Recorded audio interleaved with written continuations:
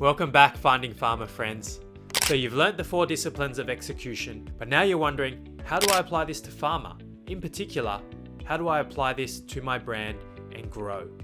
Well, you're in luck, because today I'm going to show you exactly how my former oncology team used this methodology to save a tanking brand and become the market leader.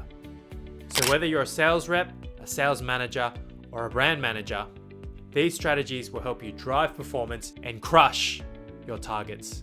So let's quickly recap what the 4 disciplines of execution are. Number 1, starting with the end in mind, which is your WIG.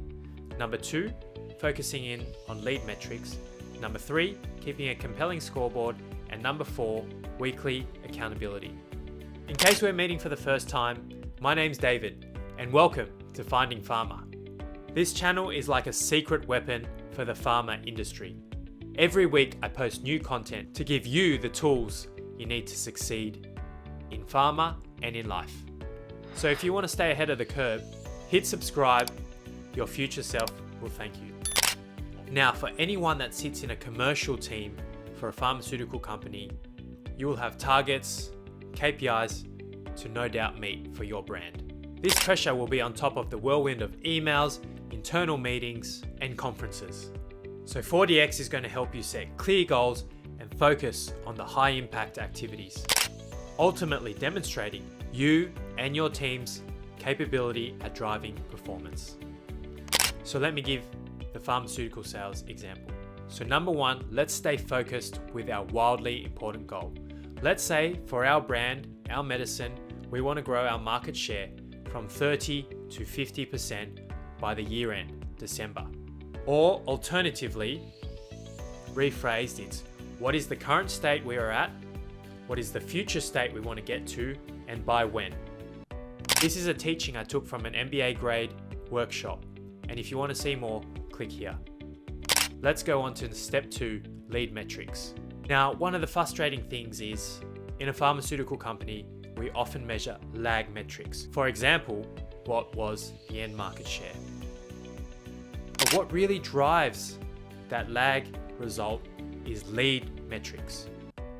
So in the example of a commercial pharmaceutical team, especially in sales, a lead metric could be going out to see 2 of your top key customers every week, followed by 2 follow-up emails and 4 nurse appointments.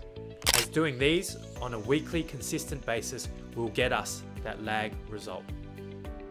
Now, let's put up a compelling scoreboard. And here, for sales managers, I highly advise you allow your sales team to come up with the scoreboard themselves. This will keep them engaged and motivated to achieve the goals.